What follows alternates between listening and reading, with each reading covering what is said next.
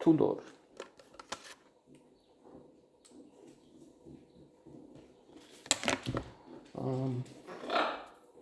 Tudor from Tudor Vladimirescu,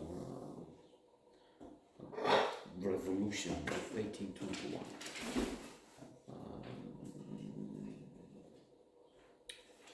So the temptation is to be cynical and say, okay, this is an inflated character, historical figure,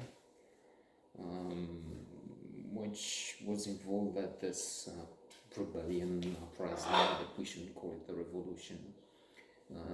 It's the tendency of the communist regime historians pressured or just interested in favors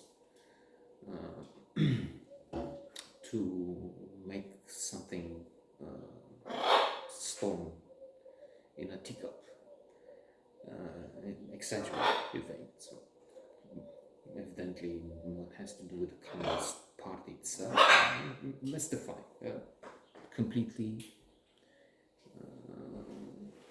destroys, make it their own. We have the example of Putin. Of course, is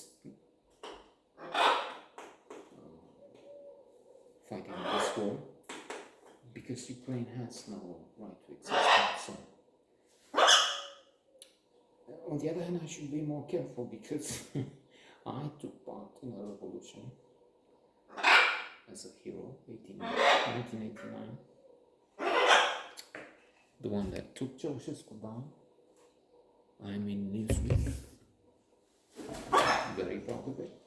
Here it is. I'm bringing it up again. But as I was saying, I should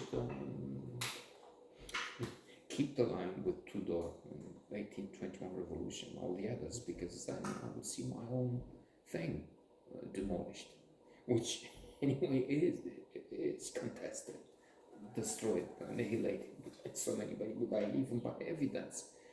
Coup d'etat, Ceausescu, yes, okay, dead on the cover of the magazine, the issue I mentioned. I'm inside because I met Michael Myers. Then I went on tour for Time. That was a crazy coincidence. Okay, I meet the guy from Newsweek. But the next thing I do, I meet the competition, not the BBC, not some paper from Canada, which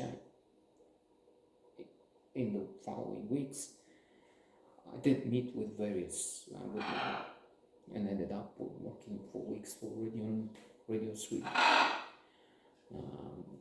But one after the other, two rivals to Newsweek and Time.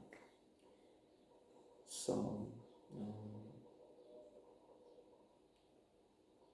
as James Well from Time saw at the time, brilliant reporter.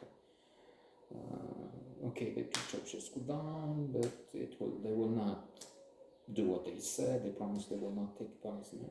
And basically, to cut it short,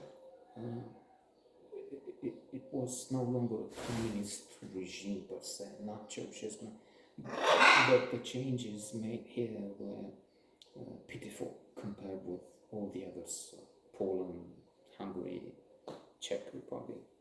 I mean, we had been left behind. So, revolution? Maybe not. Coup d'etat? Maybe something in between, maybe. So, I don't know if I should boast anymore. What will I do? I'm just Tudor.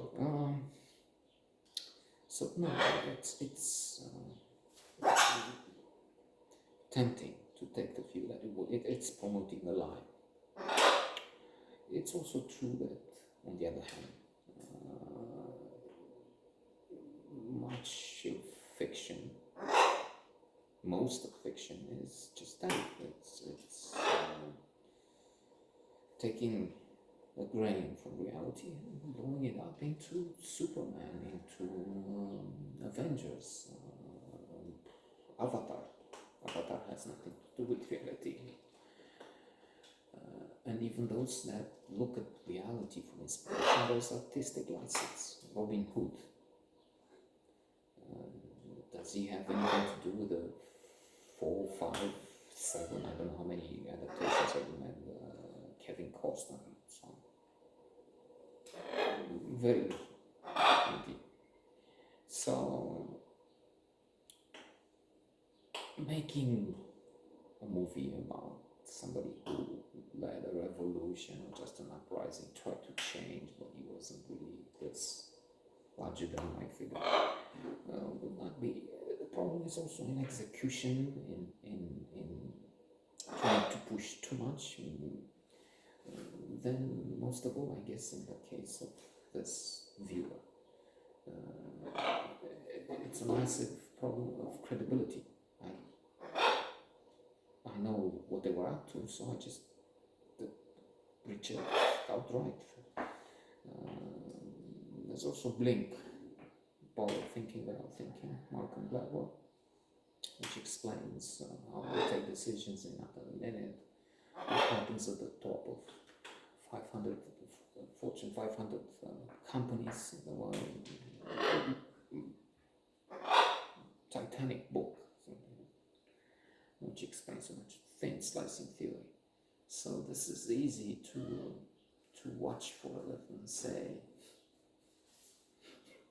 either continue and see it as a comedy, find some fun in it and the way they take themselves seriously, and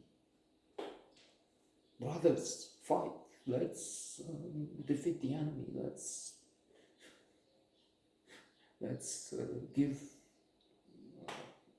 goodies to the poor, and let's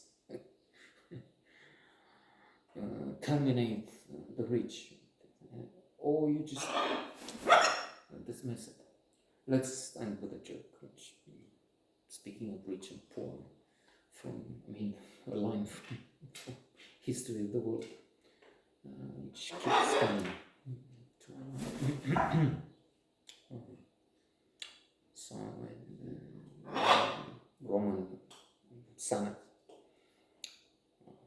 wished an issue on the floor, question: what, senators, what would we do? Do we give more money to the poor, tax cuts,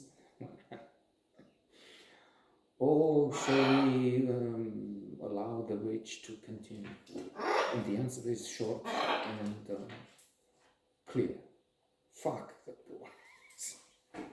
Of course, a distorted, amusing look at the history of the world.